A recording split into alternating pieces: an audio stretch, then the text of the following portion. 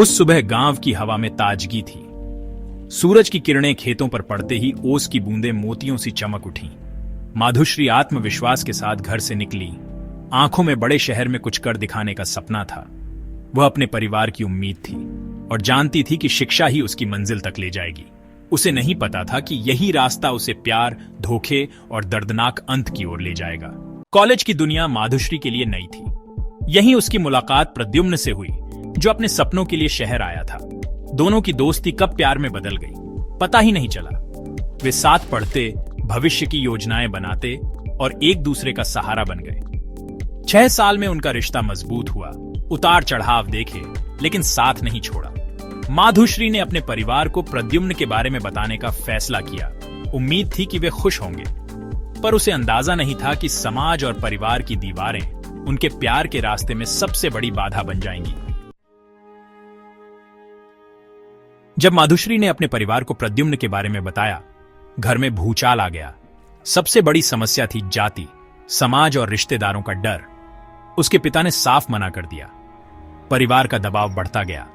माधुश्री पर पहरे लग गए, फोन छीन लिया गया। वह अपने प्यार के लिए लड़ना चाहती थी, लेकिन परिवार को दुख भी नहीं देना चाहती थी। आखिरकार उसे जबरन गांव भेज दिया गया। उम्मीद थी कि वह प्रद्युम्न को भूल जाएगी, लेकिन दिलों की दूरियां मीलों से नहीं होती। यह फैसला उनके रिश्ते को एक ऐसे मोड़ पर ले आया जहां से वापसी मुश्किल थी। गांव में कैद होने के बावजूद माधुश्री और प्रद्युम्न चोरी छिपे बात करते और कभी कभी मिलते। ये मुलाकातें छोटी थीं, लेकिन जीने का सहारा थीं। हालात तनावपूर्ण होते गए। माधुश्री की शादी कहीं और तय करने की कोशिशें तेज हो गईं। उसने प्रद्युम्न से कहा कि अब कुछ करना होगा। दोनों ने आखिरी बार मिलने का फैसला किया। 16 दिसंबर। उस दिन माधुश्री बेचैन थी, लेकिन किसी ने उसकी चिंता को गंभीरता से नहीं लिया। जब वे मिले, बातचीत में तनाव था। माधुश्री चाहती थी कि प्रद्युम्न कोई ठोस फैसला ले, लेकिन प्रद्युम्न टाल मटोल कर रहा था। उनकी बहस ने सब कुछ बदल दिया। बहस बढ़ी। माधुश्री ने धमकी दी कि वह सब कुछ उजागर कर देगी। प्रद्युम्न ने आपा खो दिया। गुस्से में उसका गला दबा दिया। कुछ ही पलों में उसकी जिंदगी खत्म हो गई। सपने, उम्मीदें सब वहीं दम तोड़ गए। प्रद्युम्न ने अपने दोस्त को बुलाया। दोनों ने मिलकर सबूत मिटाने की योजना बनाई। प्यार का ऐसा खौफनाक अंत शायद ही किसी ने सोचा होगा। माधुश्री की गलती सिर्फ इतनी थी कि उसने गलत इंसान पर भरोसा किया। उस रात फार्म हाउस की जमीन एक मासूम लड़की की अधूरी चीखों की गवाह बनी। हत्या के बाद प्रद्युम्न और उसके दोस्त ने लाश को ठिकाने लगाने की योजना बनाई।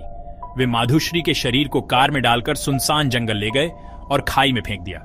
उन्हें लगा अब कोई उन्हें नहीं पकड़ेगा। शहर लौटकर प्रद्युम्न ने सामान्य जीवन का नाटक किया। झूठी मुस्कान ओढ़ ली। जब माधुश्री घर नहीं लौटी, परिवार ने पुलिस में रिपोर्ट दर्ज कराई।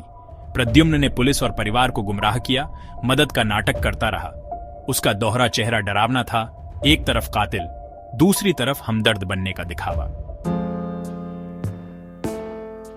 पुलिस की जांच में कोई ठोस सुराग नहीं था, लेकिन कॉल डिटेल रिकॉर्ड ने केस की दिशा बदल दी। पता चला 16 दिसंबर को माधुश्री और प्रद्युम्न की कई बार बात हुई थी। दोनों की लोकेशन भी एक ही जगह थी। प्रद्युम्न का झूठ पकड़ा गया। पुलिस ने उसे दोबारा पूछताछ के लिए बुलाया।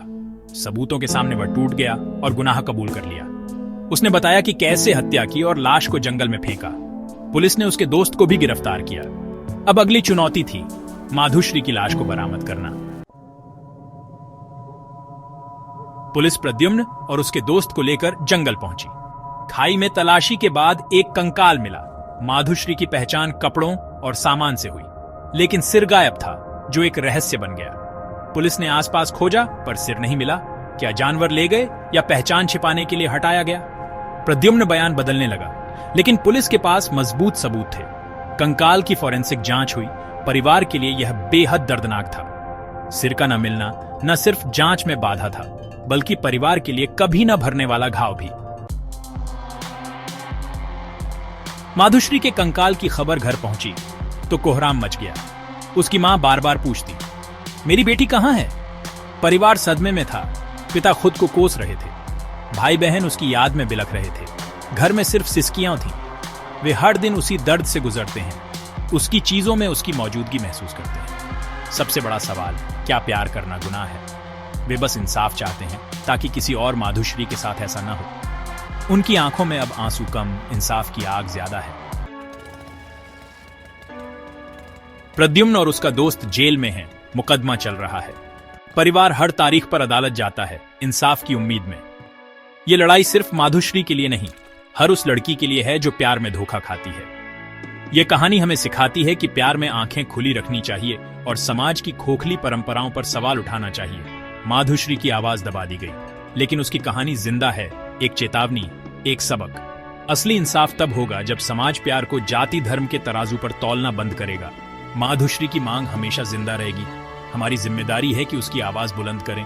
अगर आपको यह कहानी पसंद आई हो तो वीडियो को लाइक जरूर करें। ऐसी और दिलचस्प कहानियों के लिए चैनल को सब्सक्राइब करें और घंटी दबाना मत भूलें ताकि अगली वीडियो आपसे मिस ना हो।